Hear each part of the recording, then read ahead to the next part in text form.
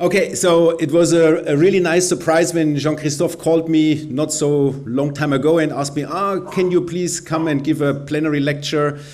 And then I was thinking, okay, yes, I wanted to go to Elecnano anyway, so I can also give a plenary lecture. And I was thinking about the title, and I tried to combine something that we like to do in Bordeaux already for quite a long time, and of course, the philosophy of Elecnano. And I really appreciate to be here for several reasons.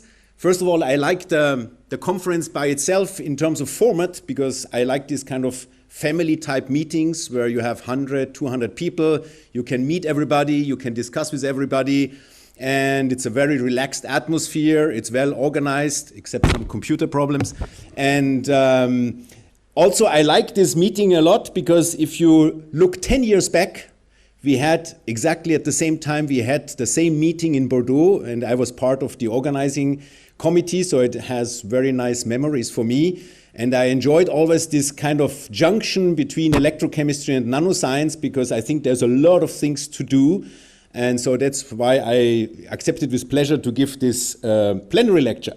So I looked up the definition of Elecnano, and Jean-Christophe was already showing it on his slide. So what is written in terms of electrochemistry at the nanoscale is that we are trying to look at the interface between these two, let's say, sub-disciplines. And so there's another type of anniversary, so not only 10 years having been in Bordeaux, but there's another anniversary which reminded me Elecnano, and actually this was a plenary lecture in 2014.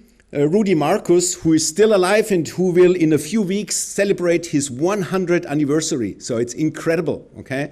So he is representing for me a landmark in electrochemistry, and the combination with nanoscience is represented by Richard Feynman, who had this famous saying or famous sentence in one of his lectures, "There is plenty of room at the bottom."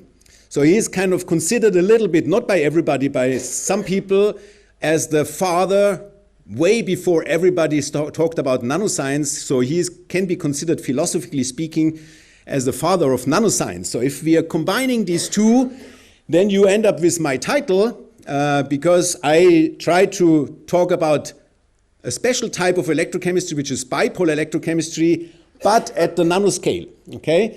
So, and I will focus in my talk a little bit on some of the subtopics that were listed in the definition of what is inside Elecnano. I will talk about the elaboration and characterization of nanopatterned and nanostructured surfaces and nanomaterials. And I will ask the question, according to Feynman, is there room also for bipolar electrochemistry in this context? Because you will see a little bit later, there is a kind of a nasty equation when you look at bipolar electrochemistry. And in this nasty equation, there is one parameter, which is the size of your object. And if this object becomes small, which is the case when you do nano, then it can be a little bit critical, and I will try to convince you that there is room for bipolar electrochemistry in the frame of nanoscience, okay? Before answering this question, I would like to define a little bit what is bipolar electrochemistry in a nutshell, not going into the details, but what do we call bipolar electrochemistry? Actually, in my group, we distinguish between two types of bipolar electrochemistry. The one and the other are both combining the same philosophy.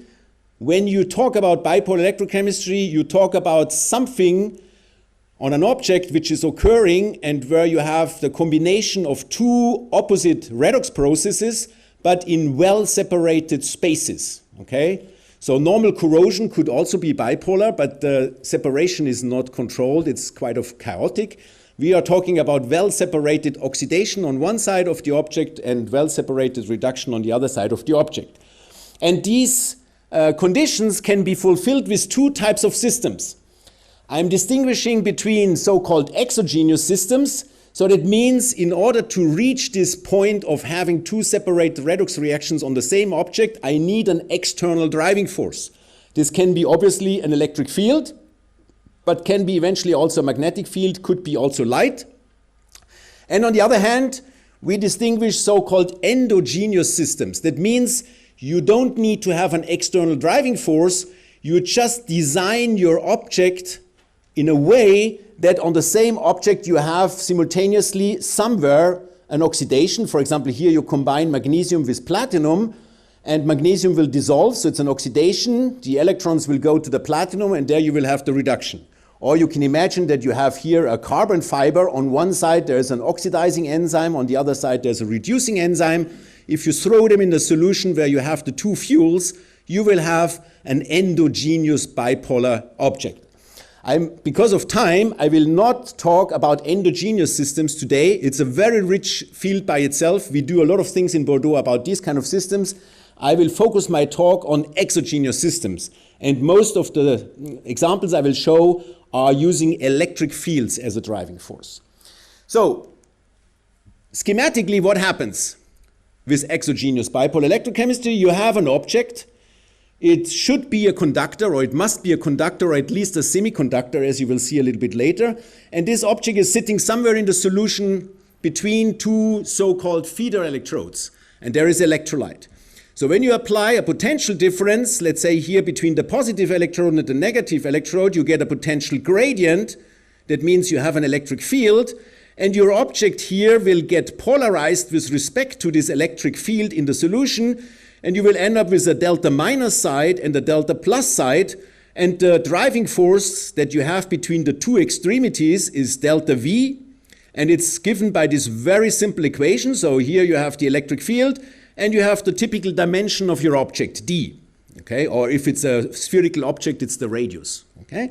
So if this delta V max is big enough, and we'll come back to this later because this is exactly the critical point, then I can carry out here the reduction of something, and on the other side I will have the oxidation of something.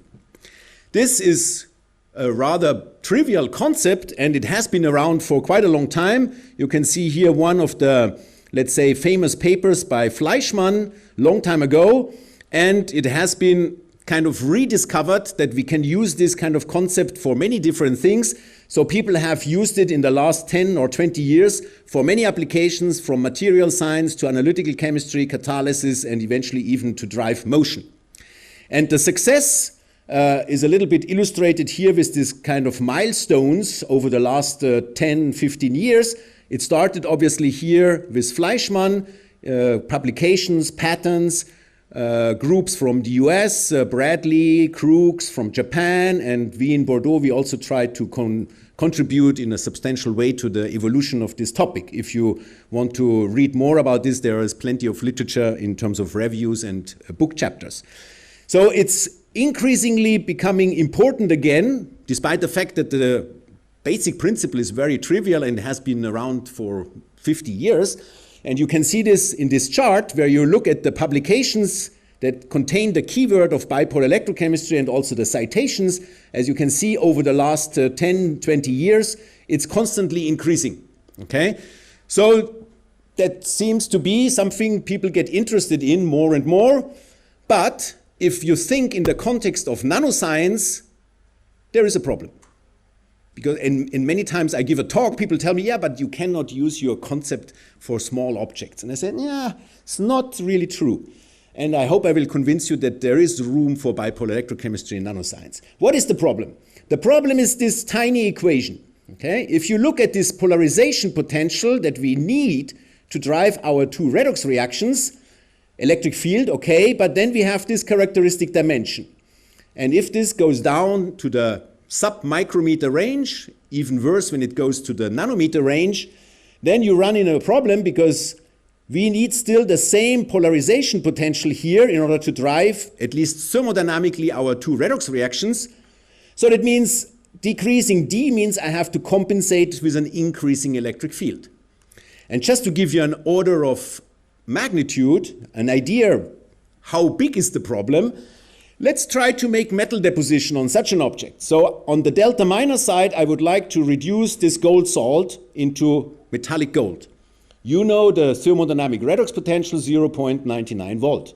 On the other side, just for fun, we do oxidation of water. We know also the redox potential.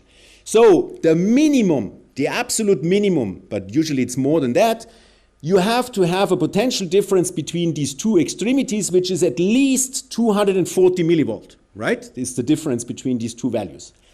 If you want to have 240 millivolt of potential difference over such a small distance, let's say, for example, 100 nanometer, you can easily calculate what has to be your electric field. And you will end up with megavolt per meter. So that means a well-behaved electrochemist will just jump to the roof, because normally we deal with millivolt and not with megavolt, okay? And obviously, normal electrochemists are right, because when you have such big potential differences or electric fields, you get all kind of troubles. You have a decomposition of your electrolyte, you get gas bubbles, it's heating and convection and everything, okay? So, either we say, okay, we cannot use bipolar electrochemistry in nanoscience and then we stop there, or we say, okay, maybe we can find some solutions. And I will try to show you 3 different ways of getting around this problem. The first solution is, okay, yeah, why not? We use a high potential. And the question is, how can we do this? If you take a normal beaker and you put 2 electrodes and you put 10 kilovolt, it will not work, okay? So we came up quite some time ago with the idea we can use or we can misuse a setup that most of you know, which is capillary electrophoresis. When you do capillary electrophoresis, which normally is designed to separate molecules, typically you have 2 reservoirs, an anodic reservoir and a cathodic reservoir, and they are combined or connected with a capillary. And typically what people do here, when you look in the literature, they apply 30 kilovolt, okay? So we said, okay, we have an old capillary electrophoresis instrument in the lab. Let's try to put here a non-modified object, I mean a suspension of non-modified objects together with our metal salt. Then we apply the electric field or the 30 kilovolt over a few centimeters of the capillary. You get automatically an electroosmotic flow. That means your electrolyte from the left side is automatically pumped through the capillary. You don't need a mechanical pump, it's going by itself. And while the objects are driving through this capillary, they feel this polarization and they get modified with a very high electric field, okay? But we don't care, because now if there are bubbles, they will just be here and here, but in the capillary there is nothing, so we can do this experiment without any problem. So typically, just to get an idea what happens inside the capillary, here you have a carbon nanotube. It's coming from the anodic side. You have gold salt in the solution, and then you will get gold salt reduction. You get a gold cluster, and on the other side you do oxidation of water. And what you get typically is this. So you have here the dimensions, 50 nanometers. So we have short pieces of carbon nanotubes. They come out one after the other from the capillary, and they are nicely modified with a single gold nanocluster. There is not 2, there's not 3, there's 1 single nanocluster, and it's only sitting at one extremity of your carbon nanotube. Simply by the fact, because of the high electric field, your nanotubes get immediately orientated in the capillary, and they drive all through the capillary with an orientation which is parallel to the electric field. Okay? So this is one option, applying a high electric field. But in many cases, maybe that's not exactly what you want. And so we were thinking about a second solution, and I will explain you this in a few minutes. Here we observed something in this experiment that is kind of strange.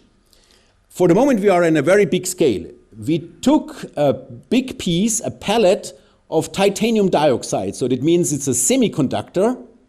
And we put it in the bipolar electrochemical cell. We apply the potential difference, and at the same time, we shine UV light. Okay? So this UV light creates electron-hole pairs, which is not surprising, this everybody knows, okay?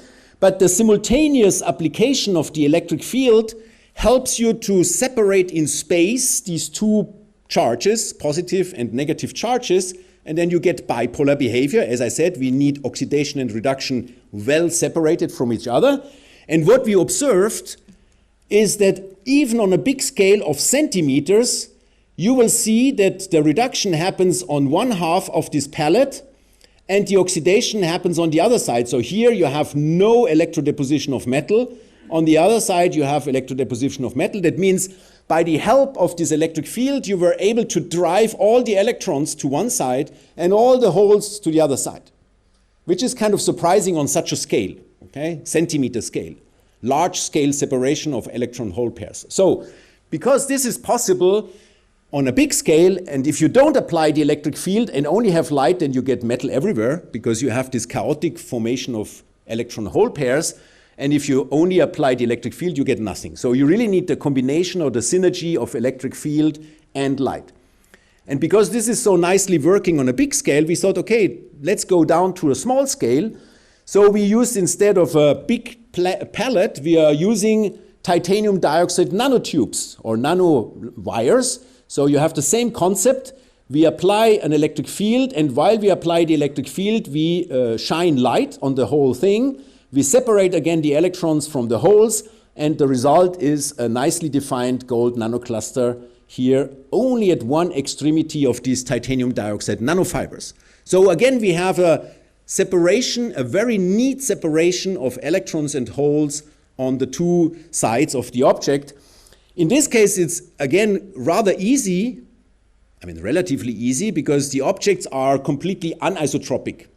So they will most likely orientate in the presence of the electric field. So you really get your modification only on one side.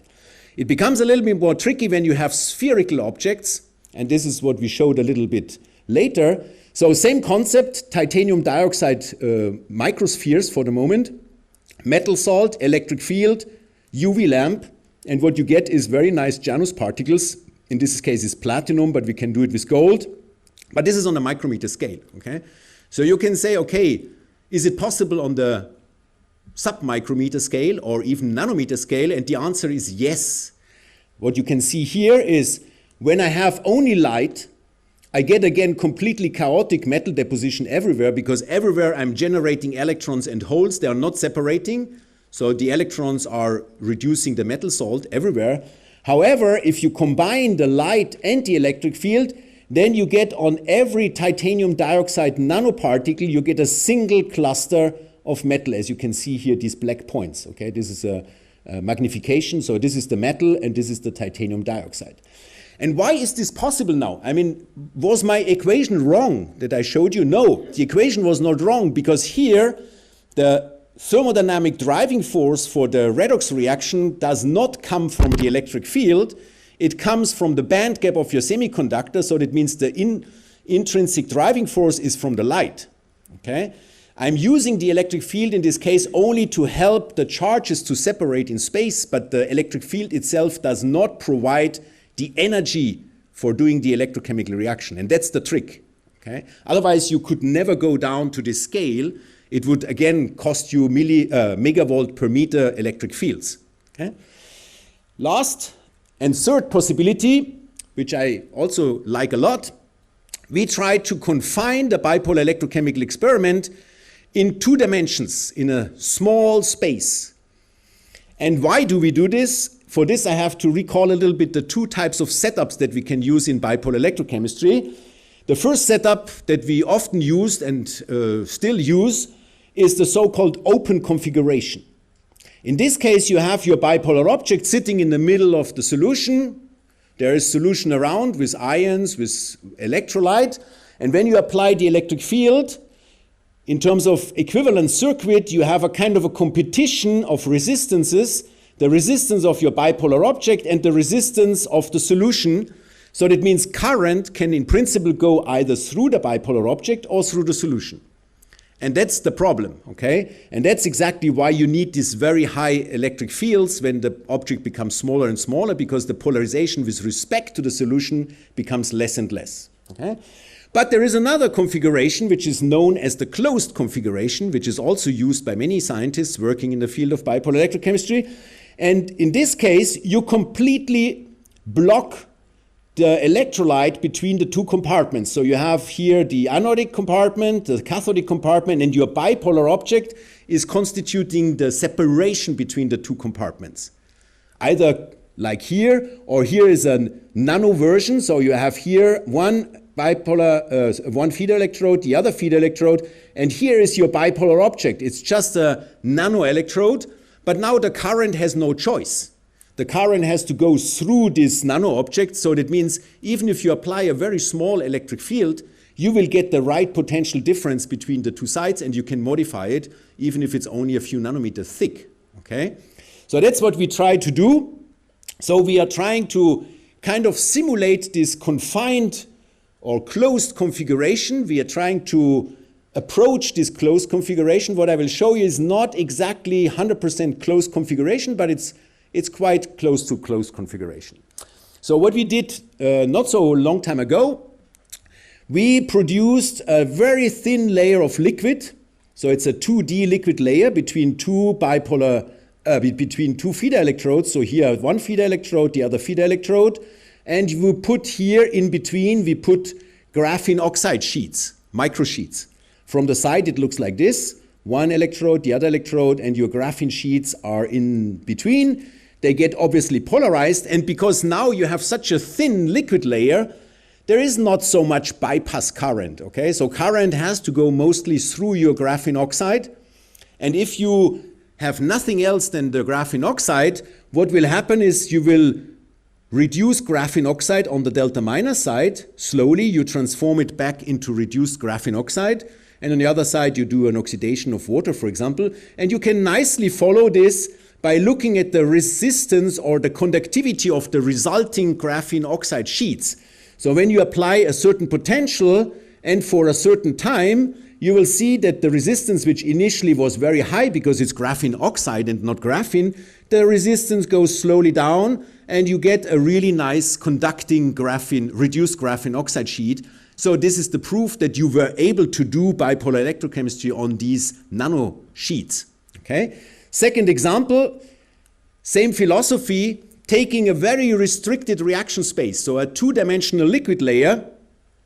What we did here is we made a foam. So you make a foam like when you do your washing up of dishes. Yeah, you take some surfactant, you make a foam, but you disperse into the foam your graphene oxide. That means the graphene oxide actually is sitting in the separation, in the thin liquid that is separating the bubbles of the foam. Okay? So here, my reaction compartment of the bipolar cell is filled with this foam, and in the walls of these bubbles, you can see it maybe here, these are the individual gas bubbles, and in the walls, which are separating the gas bubbles, we have the graphene oxide. And in the same time, in this case, we also put metal salt, okay? And what you see is that when you have the bulk solution, so no foam, this is the control experiment, what you get in the end is gold is depositing everywhere because your graphene oxide sheet is rotating while you apply the electric field. But here the added value of having a thin liquid layer is that your graphene oxide sheet is all the time sitting exactly parallel to the electric field because the electric field is following the curvature of your gas bubbles. Okay? So that means everybody is aligned, and then you get single point deposition, electrodeposition of metal. In this case, it's gold. You can see no gold anywhere else, just on one spot, which had the right orientation with respect to the electric field. Okay? Another example, very recent, same philosophy. Now we become really kids because we take the normal soap bubbles that kids always try to make when they blow into this ring and they make nice smaller or bigger soap bubbles. Now we said, okay, let's make a soap bubble. And in this soap bubble, in the walls of this soap bubble, we put our graphene sheets together with the ingredients that we need for electrochemiluminescence. And then we hope that we can trigger electrochemical luminescence by applying the electric field between these two feeder electrodes. And that's exactly what happens. Here you see the real experiment. This is our bubble, the soap bubble. And you apply here the potential difference, and you get a nice emission of light here as a function of time. Obviously, after a certain time, the bubble doesn't like to have this kind of electric field. It becomes warm, and then, like for the kids, it suddenly disappears. Okay, it's exploding, but still you can get for a certain time, you can get a very nice, well-confined and well-defined light emission. And the really surprising thing is, if you look at the size of the graphene sheets that we put inside the walls, and you calculate what would be the potential difference that you would need between the two feeder electrodes, you would come up with values of electric field of 10 kilovolt per centimeter. This would not be possible, okay? But because of this confinement in the two-dimensional liquid layer, this experiment was done with 25 volt per centimeter. That's a completely reasonable, normal value for electrochemists, okay? So you have more than 2 orders of magnitude less potential difference that you need between the feeder electrodes only because of this confinement. The last example of the added value of confinement is something this is not yet published, but I like it a lot. We have here really single monolayers of graphene that we put at the air-water interface. And we put in the solution, we put also some metal salt, in this case it's platinum, and we can completely control where we want to put our platinum deposit. If we have the graphene monolayer orientated like this, the maximum polarization is here at this corner and in this corner, so I will get a small spot of platinum here. If I orientate my graphene sheet like this, I will get a nice decoration of this edge with platinum, and then I can kind of read out this deposition or the success of this deposition by using kind of a very trivial reduction or a decomposition reaction of hydrogen peroxide, because platinum is a catalyst for this. So you will get oxygen bubbles. You will see it in a second. So here you can see how nicely we can control by changing just a little bit the potential. And again, you can see these are not really megavolts. Yeah? This is a really reasonable classic potential, 10, 20, 13 volt. But by changing gradually this potential, either you get a tiny platinum cluster, a little bit more, and a little bit more. And the consequence is that you can perfectly control the catalytic activity of these sheets.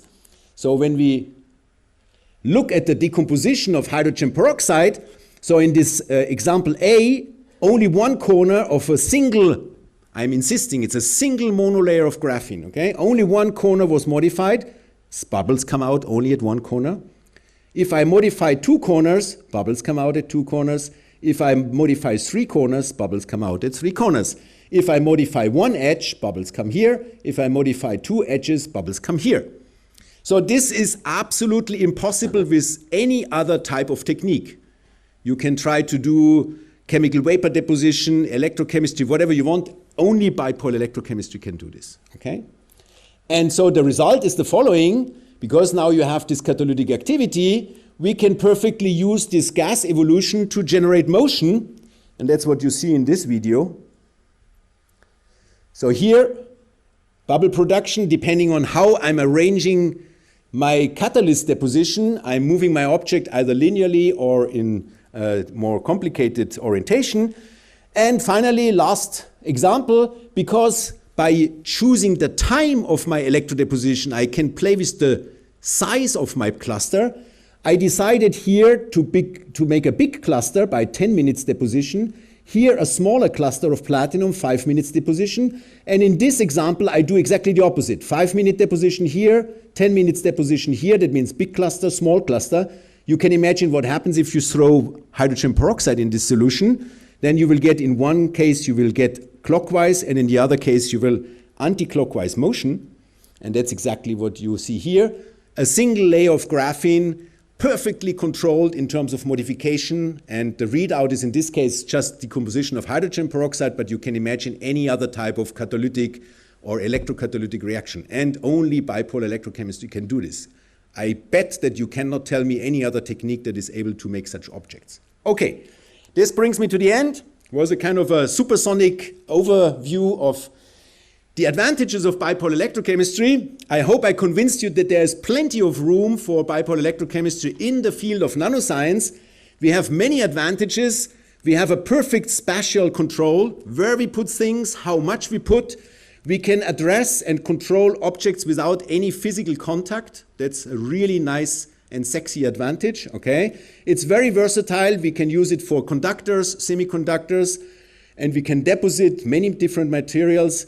The most straightforward way, to my opinion, to break symmetry, and in principle, very cheap equipment. Most of the experiments, especially the last one, was done with a very stupid power supply from every laboratory, 10, 20 volt. You don't need that much. So the electrochemical companies, they will be disappointed because you will not be a good customer. Okay, don't tell them. We have been using this over the last 10, 15 years in many different areas, material science, catalysis, motion analysis, and so on. We are still working a lot on this topic. I just put here many students who helped over the last 10, 15 years, master students, PhD students, and a lot of postdocs, very gifted postdocs that contributed to this adventure. Collaborations, of course, in Bordeaux, in France, outside of Europe, financial support from different sources. And I would like to finish with an advertisement, because all of you are interested in nanoscience. And I would like to attract your attention to a very nice conference that is going to happen in November in Thailand. It's called Nano Thailand, but it's an international conference. So you are very warmly invited to look it up. And there are many different parallel sessions. I'm sure you will find also, as an electrochemist, you will find a nice session that fits to you. So I would be happy to see you there. There will be also a special issue in 2 journals. And with this, I would like to thank you for your invitation and for your attention. Thank you very much.